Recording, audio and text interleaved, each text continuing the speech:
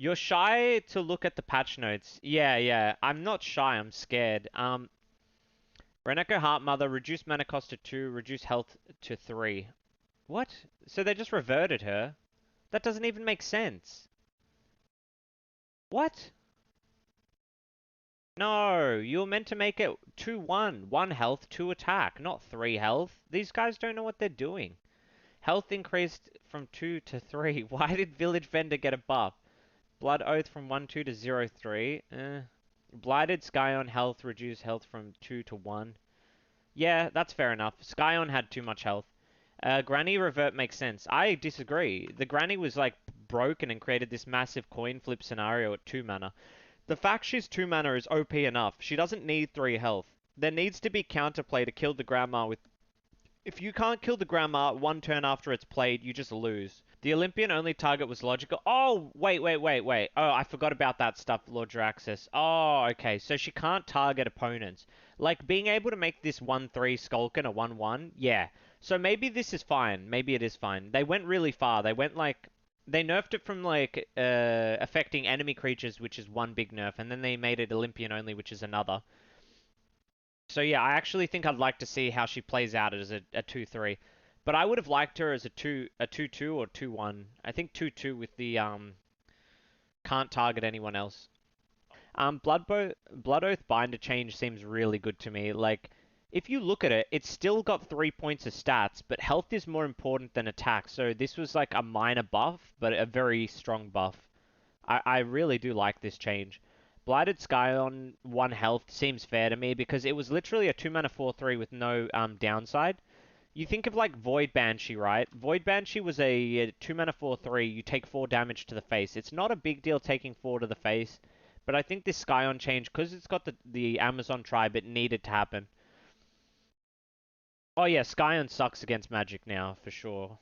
Wolf Recruit, change text from draw a creature if it's an Olympian, draw another Olympian and give 1-1 to each, to draw a creature if it's an Olympian, draw another Olympian and give 1-1 to each Olympian in your hand. What the fuck? That is OP. Okay, but you probably don't have many Olympians in your hand, but getting 1-1 for the rest of your Olympians, this Wolf Recruit got buffed. But it's good, you got some playable cards. I love to see that. That's actually really cool. Did they nerf Oni? I don't know yet, I'm just checking. Wait, why does Oni need a nerf? I'm so confused. I don't understand what people have problem with Oni. I guess you guys are just a bunch of aggro players that go like 6 wide, and then you're like confused why you got punished. Very interested to see where we go from here, but let's keep reading these patch notes. We could do a patch review, actually. Devouring Blade changed from God Blitz to Blitz. Wow. Dude, this nerfs Devouring and Control War so much. It's not funny. Not being able to do the 4 damage face and kill a single target board. Like, let's say I summon a Rock Drake to the board. What they can do, Control War can go face with Devouring Blade. I think the best nerf to Devouring Blade would be make it like 1 attack or some shit like that. Right? Or 2 attack. I don't think getting rid of God Blitz was the best thing to do to it. It's kind of crazy. Wait till you get to Carnage Sweep. Oh god. Oh, so they've just butchered Control War. That's a good sign. Hey, if they're gonna nerf Rock Drakes, at least nerf Control War and Zombie Death, right? I'm all for that. Master of the Mills, give 2... What did they do? Give 3 health to a friendly ally, give 3 health to the summon creature. I think it was already a decent card, Master of the Mill. It's like, if you buff Heart Mother and Echo, you buff every Olympian. Carnage Sweep, change text from deal 2 damage to all creatures if you have a relic equipped, to remove 3 durability and destroy all creatures instead to... Wait, remove 3 durability and destroy all creatures instead to deal 2 damage to each creature. If you have a relic equipped, deal damage equal to its strength instead. Ooh! That's a big nerf. That means no protected creatures die. Yeah, and you can't kill anything big. Wow, that's a fat nerf. This is a massive nerf to Control War.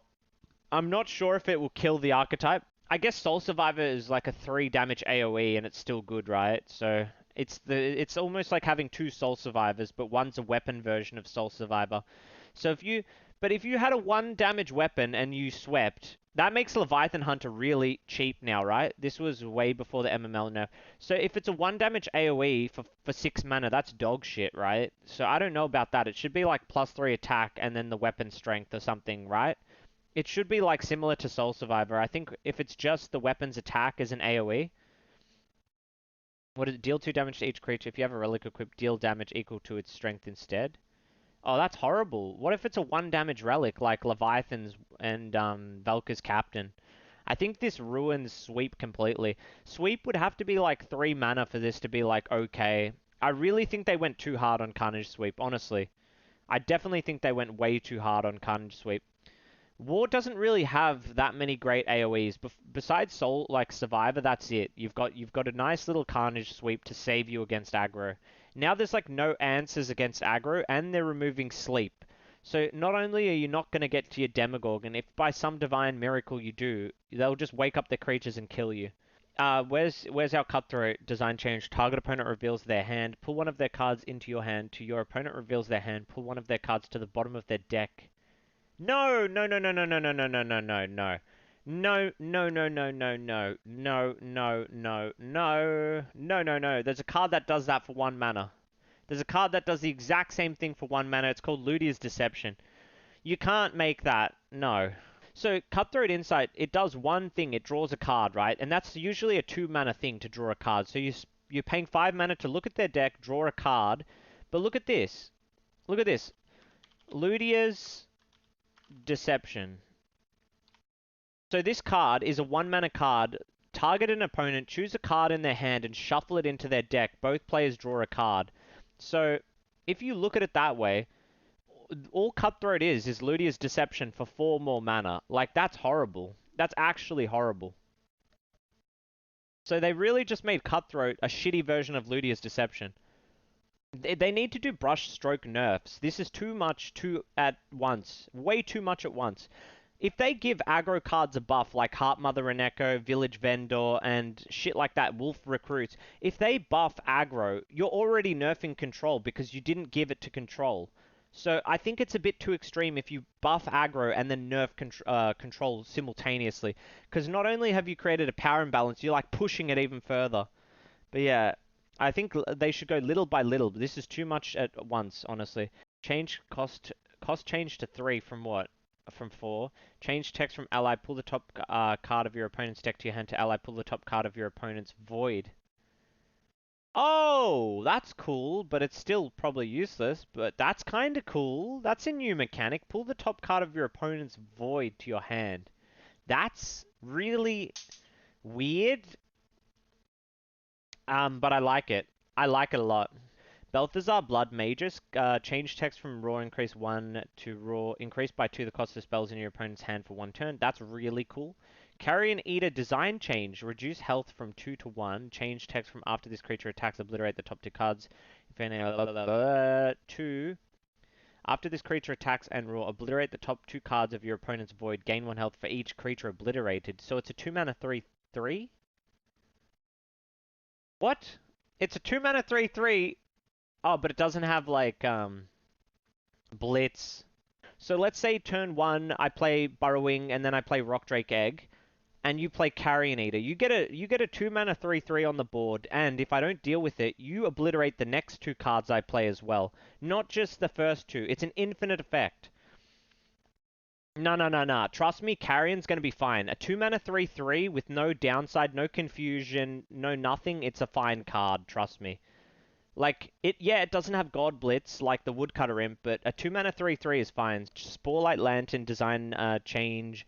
Change text from ability, pull a nether with friendly mana, pull a friendly nether with 5 to... Pull a friendly nether with a mana cost of 5 or less from the board to your hand. If you do, pull the top card of your opponent's void to your hand. I think this is really good. I'm really happy with the direction they're going in with these, like, pull from void, because it doesn't piss your opponent off as much, and it nerfs combo decks, right? It's a really good way of nerfing a combo deck.